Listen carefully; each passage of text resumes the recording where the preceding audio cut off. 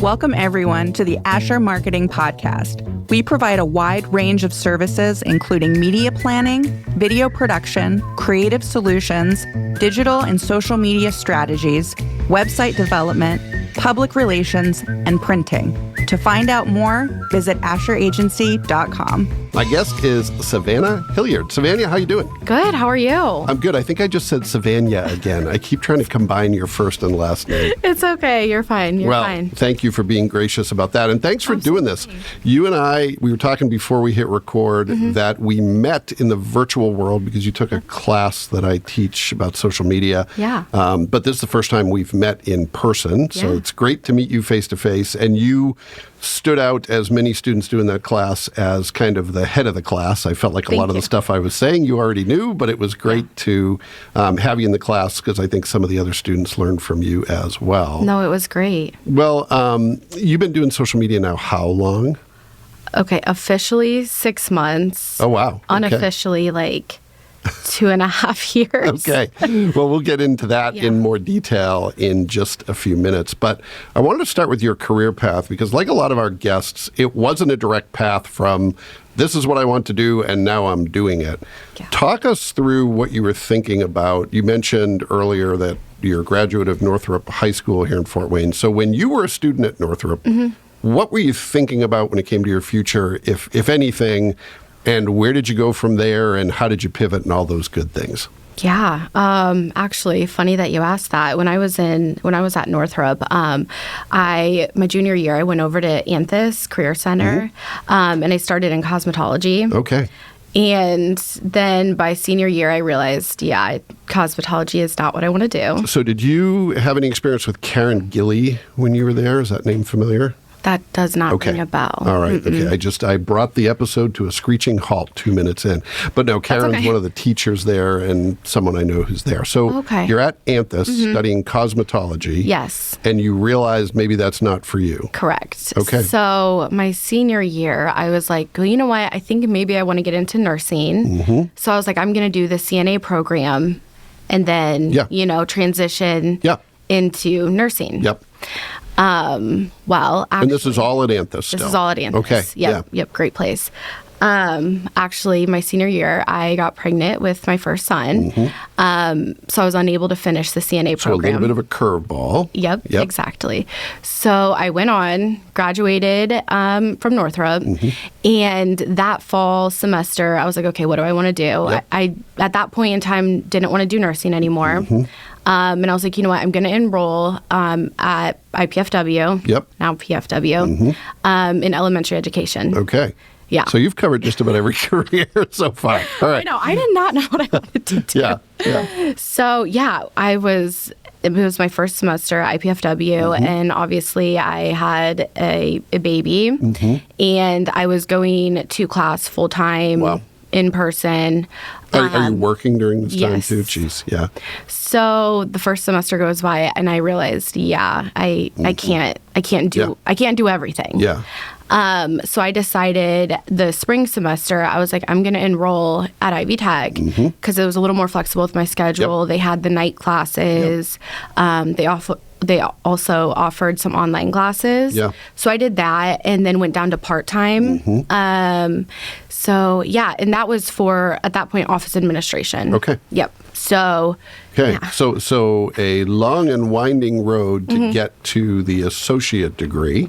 Correct. So you finish at Ivy Tech with a degree in office administration. Where do you go from there? Yeah. So during the time when I was kind of getting my degree at Ivy Tech, because that took about 2.5 years, I think, I kind of entered the finance world. I don't know how it happened. Yeah. Because numbers and me don't get along. But at that point in time, I was working at First Source Bank as a teller. Okay. After that, I went into lending for about a year. And is this with One Main Financial? That was with One Main. Yep. Yep. And I was like, no, that's not for me. So I was job searching, and I actually got a message on LinkedIn from my current employer, Sim Financial, and I had never heard of them before. But I was like, I am ready for a change. It was still the finance world, so I was like, okay, this is what I'm familiar with. So that's when I started at Sim in a client service role. So I've actually been there for almost 7 years now at Sim. Well, going back to the job that didn't quite work out, I want to highlight that for a second because, a lot of times, and it was true for me too, there was a job, if you look at my resume, I was there for 10 months. It was good people. I was like, for the right person, this would be a great environment. Absolutely. But it was not for me. And I think it's really noble of you to say, hey, this isn't for me. It doesn't mean it's not for anyone, but I'm going to move on. There's a lot of people kind of get stuck and they end up in a job they don't like for longer than they need to. So good for you at a young age to say, maybe there's something better out there. So for those who aren't familiar with Sim Financial, tell us a little bit about what Sim is and how you describe it. So we're a wealth management firm. So we do financial planning. We help with investments. We've been around for over 55 years now, 5 different locations. And that's Warsaw, Fort Wayne. And then we have Indianapolis, Mishawaka, and then Midland, Michigan. Oh, wow. Okay. All right. And about how many advisors altogether? Any idea? Advisors, probably 20 to 25, I would say. We have about 70-some employees. Oh, wow. Okay. So, So tell me a little bit about you start in client service. What does that mean? And then how does your experience there evolve over time? So I was helping prepare reports for meetings, doing money movements for clients, upkeeping their accounts, making any changes needed. And that was about 4 years of doing that. And I was like, okay, I need a change. I'm a creative person, and I feel like that wasn't like fulfilling the creative side of like for me. So at that point, I decided to do the one thing I told myself I would never do, which was go back to school. Oh, wow. Okay. I was like, I don't ever want to do it again after I finished it the first time. But I was like, no, I think I need to get where I want to be. So at that point, I enroll in an online school for my marketing bachelor's degree. And so that was over the course of about 2.5 years. It was nice because it was online, so it was kind of flexible with my schedule. So I was doing my client service role, but during that time, we only had a marketing team of one person at Sim. Oh, wow. And obviously, that one person was wearing many hats. Especially given the growth that Sim was having at that time. We had a lot of growth really fast. And so I started helping her because, that's kind of the path I was going down. So I started helping her with things that she needed help with, which were the events and also social media. So then finally, 2.5 years later, so actually last March, I earned my bachelor's degree in marketing. Congratulations. I'm like, it's been a year. I can't believe that. So I had to, before I moved into my current role, which is our social media and event lead at Sim, I kind of had to train up some people to, take over my position. And then I started officially in my current role September of last year. So it's only been about 6 months officially in the role. Well, in a minute, I want to dig into what that role involves, but I want to highlight a couple things that I think are really noteworthy. One is the fact that you hit a barrier and you said, okay, I need to be honest. The only way I'm going to overcome this if I make some investments in myself. And that's another critical pivot point that I think a lot of people make, but a lot of young people may not anticipate. It's kind of like, I'm going to get my degree, and then I'm going to be good for the rest of my life. It doesn't always work that way. I know for me, I had a bachelor's in English and a master's in English, and I was like, I'm done. I have a master's degree. But then I found that was only going to take me so far. Ended up going back for an MBA, which I don't know if it made me any smarter, probably not, but it positioned me different in the market. And it sounds like the same was true for you between an associate and a bachelor's degree. And the other thing I think that's really important to note there is finding an opportunity with the same employer. It's like you've done the work to get to know people. You obviously were a fit for the culture. The job, you were starting to, become dissatisfied with the specific job, but you found a way to move forward with that same employer. I think that's pretty great. Yeah, no, I'm really happy to still be with Sim, and I'm happy that I had the opportunity to move into a role that I really love. So. Well, that's great. Yeah. So you're doing social media in I think it's fair to say, highly regulated industry. Yes. Where there are some rules that you need to follow. So what does your work look like? How are you navigating that in terms of tapping into some of the timeliness and spontaneity that social media sometimes requires while also playing by the rules? How are you managing all that? Sometimes it's difficult. It's sending a lot of posts through compliance before posting. But yeah, I manage our social media presence. So we are active on LinkedIn, Facebook, X, and also now Instagram. We do have a YouTube as well, but we post our podcasts on there. Some other videos that we do for social media, but it's not something that we update regularly. Yeah, I think for a lot of brands, YouTube is kind of a good place to inventory video, but it's not really a social platform where you're interacting with the audience much. Yeah, exactly. Yeah. So basically, I post regularly on these accounts. I'm creating content. I feel like I'm doing quite a bit of research trying to figure out what makes sense to post. Just because we're in the finance world, it's not, it's not something that can be like silly and,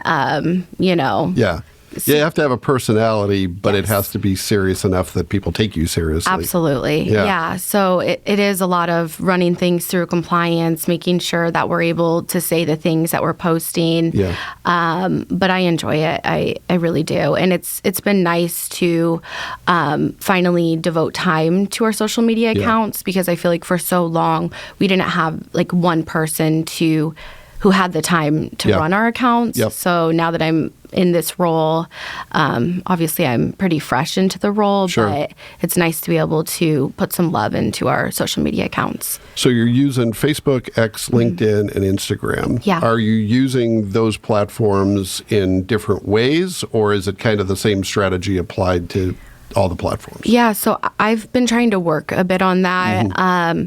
For the longest, I was doing the same strategy amongst all the accounts. I've been I'll still cross-post some things, but I feel like I'll take LinkedIn and make it more of, looking for new, like recruiting or kind of just showing the life of our culture and also more of like the business side of things. And actually I just opened the Instagram account for us, and I made our first post actually today. But because we're so highly regulated, like through the SEC, we have to archive all of our social media platforms. So it took a little time to get the Instagram archived. So it's exciting. So how far do you have to work ahead? It's not unique to financial services that you need to run things through approvals, but about how far are you able to work ahead? Yeah, I work a couple weeks ahead. Sometimes I'll work like a month in advance. It just kind of depends. But that definitely takes some planning and preparing. But yeah, usually a couple weeks ahead of time that I have posts scheduled to go out. And how involved are you able to get the advisors? I know some advisors, they're not necessarily comfortable in front of the camera. That's not true of all. But how are you working with your team to showcase them and their expertise? Yeah, so they're mainly focusing on LinkedIn. And we do have a couple advisors that like making educational videos. Some of the other advisors, they aren't comfortable with that. But we are trying to get them to at least if they're not comfortable with creating videos or creating content, at least sharing like Sims content just to, bring awareness to that as well. Well, at the end of the day, it's a relationship business, right? There's definitely something to be said for being smart and talented in terms of the skill set, But one of the reasons people are going to choose to work with someone is because they enjoy that person's absolutely outlook. So, that's a piece of it. And maybe the best way to get more of them involved is just show them others having success with that. Yeah. So, and there's still going to be some who may never get involved, and that's okay. Yeah. We probably will have that. We're hitting pause for just a moment to talk about something that can transform your online presence. Asher Agency and their exceptional website services. In today's digital world, your website is often the first impression potential customers have of your business. Is yours making the right impact? At Asher, we specialize in creating stunning, custom, user-friendly websites that not only look great, but also drive results. Visit AsherAgency.com for more info. So in terms of the tools you're using to do the work, we're going to talk about this a little bit later too, but are you using a dashboard of any kind? And if so, which one and why do you like it? Yeah, actually, I'll talk about this a little more later because that's one of the tools that I like to use. But Social Pilot is the content calendar that I'm currently using. When I first started, we were using Hey Orca. I didn't love that. It didn't have a lot of capability, I feel, and I feel like the platform wasn't really updating very often. And I feel like with this, like especially, I feel like they evolve pretty quickly. So well, and I'm glad to hear you say that. It's actually the first time I've heard someone other than myself using Social Pilot. I'm a big fan. Okay, I like it. I was, and this goes back a long time ago, but I was using Hootsuite. Okay, yeah. And then Hootsuite changed in ways that no longer made it work for me. And I was looking for another tool. And after doing some research, I picked Social Pilot and I said, maybe I'll use this for the next year and then change again. But what you're saying about it evolving has really impressed me. The fact that they're anticipating some of the changes that are helpful to social media managers. I love the fact it's probably not unique to Social Pilot, but you can bulk add to a schedule. You can, take a CSV file and add multiple posts at once if you're in the business of scheduling ahead of time. Right. So I'm glad to hear that works for you because I've been a fan, but I haven't heard much talk about Social Pilot. Yeah, I really enjoy it. Yeah. Yeah. So in addition to the social media stuff, you're also doing events. Yeah. It might sound like an obvious question, but what does that involve? Oh, yeah, it involves quite a lot. So like we said earlier, we have 5 different locations. So I run and manage all of our events for all 5 of our offices. So that's including internal events and also external. Okay. Yeah. So internal, we have 2 big employee events every year, which is we have a summer outing where we get all the employees together over the set of 2 days. And then our company Christmas party where spouses are invited. External events, we have client appreciation events, luncheons. We also do a lot of sponsorships. Okay. So it's kind of, I run everything from start to finish on these events. From creating the invite lists to making an invite, sending the invite out, tracking the RSVPs, working with venues, caterers. Wow. That's a lot more than I would have imagined. So it's kind of like you're always working on at least one event. It's just a matter of which one. Correct. Wow. Okay. Wow. Well, let's pivot to some quick hit questions that kind of bring together some of the things we've discussed. So you took a lot of time, as did I, and as do many others, to kind of explore career options. And it sounds like you've landed in a place where you're happy. Yes. What have you learned in that about having a successful, fulfilling career? What do you think is some advice that others might benefit from hearing? Yeah, absolutely. I think just be open to change and willing to explore any new opportunities that you might be interested in.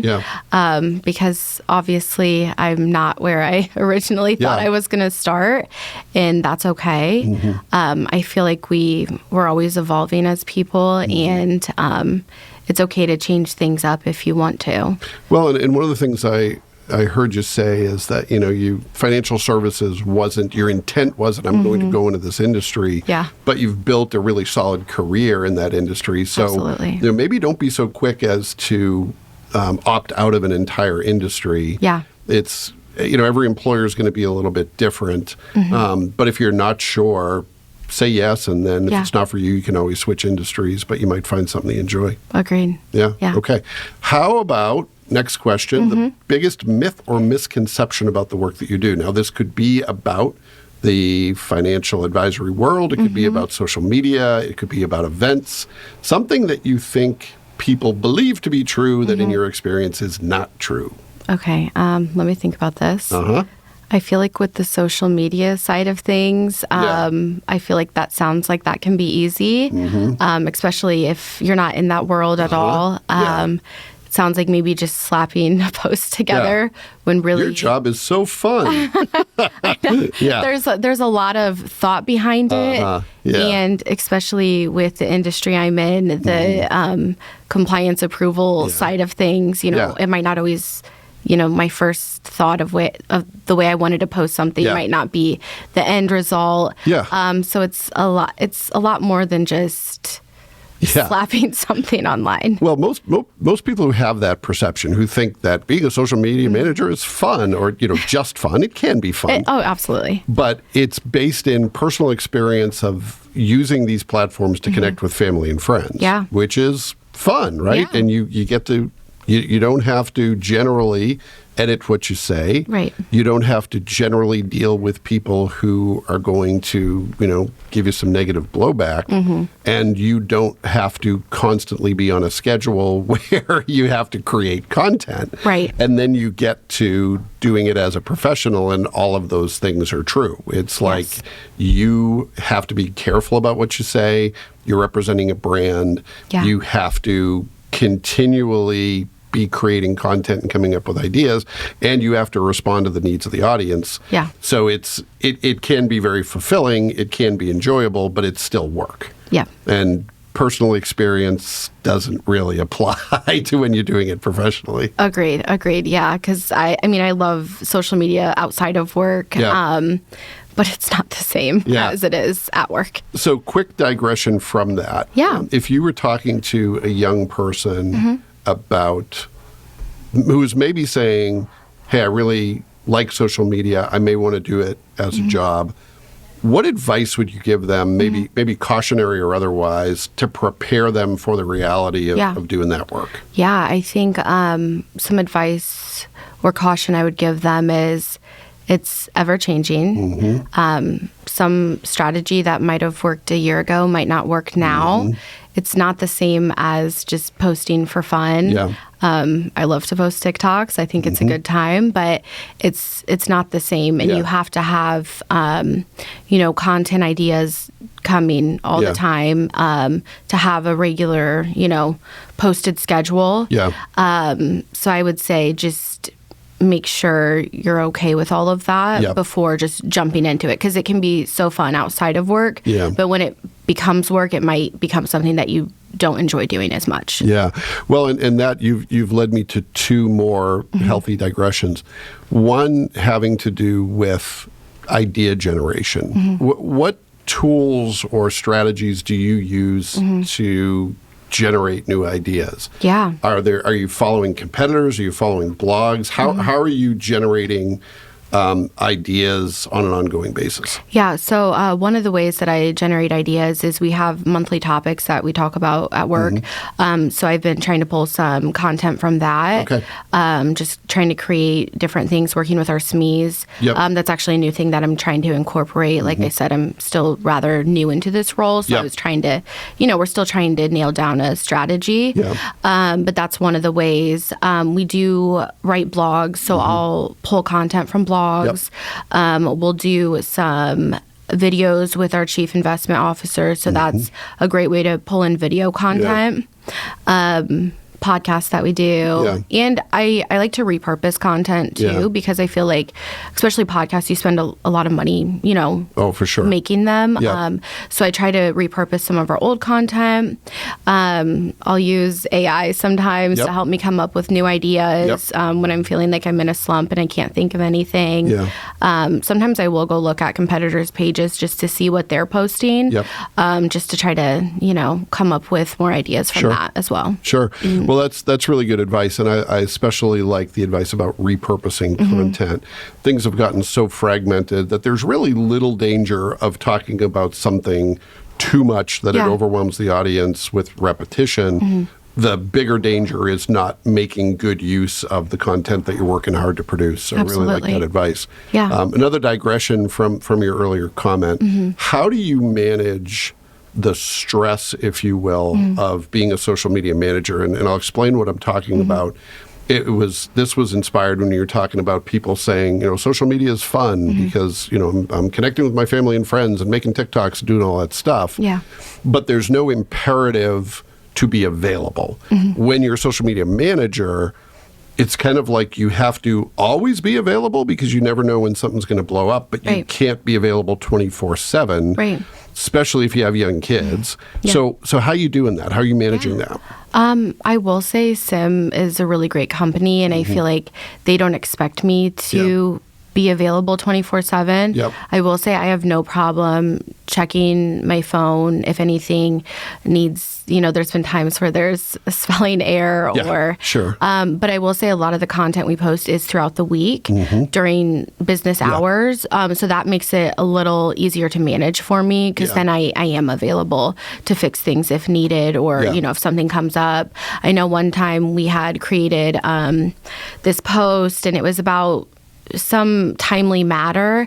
In the time that we had it scheduled to be posted and it posting, that was like no longer like they had came out and they were like, no, that's not it anymore. So I had to hurry up and take it down, which was no problem because I do try to post the content during business hours. But it sounds like that's a rarity in your world. It really is. It's different than, there have been a number of times that Asher's worked with, just as one example, restaurants, where a lot of the activity is going to be Thursday night, Friday night, Saturday, and Sunday. And you just have to staff that differently than you would if it's something more like financial services, which follow the flow of the work week. All right. Well, I took us down a path there, but it was a good path. That was a good one. So the last quick hit question for you, and you may have already answered this, but what is or you can change it up if you want. What is a tool that you use that is helpful to you in terms of helping you be more efficient or more effective at work? And it doesn't have to be a digital tool, but it can be something you use that you think deserves a shout out. Yeah, I think I will go back to Social Pilot. So it was really nice when I started in the role 6 months ago. Sim kind of, gave me the ability to kind of choose what tool I wanted since I was going to be the one mainly using it. And I decided that Hayworka just wasn't exactly what I needed. So I did a little research, did some cost comparisons between different content calendars. Social Pilot came back as kind of my top pick. And I just really like it because I'm able to schedule my content out. Because like I said, I like to, work in advance. Another big thing, I just like it, especially when I'm like, I don't fully have like the content created, but I have like ideas. I'll throw notes on certain dates of, oh, hey, I think I want to post this on this date, but I'm not there yet. But I'll get there. So that was nice because that was something that Hayworka did not offer was having notes on like specific dates. The other thing I like about it is the analytics. I'm not sure if you go on there and look at the analytics, but I feel like it's nice to look at that versus having to go to every single social media platform and looking at the analytics that way, because we all know Meta is scary to look at. So it's nice to pull the analytics and just have them in one space right there, just to see maybe what's working on certain posts, what's not working, and then kind of change the strategy up from there. Well, I could probably learn a lot from you because I think I'm using about 1% of Social Pilot's capabilities.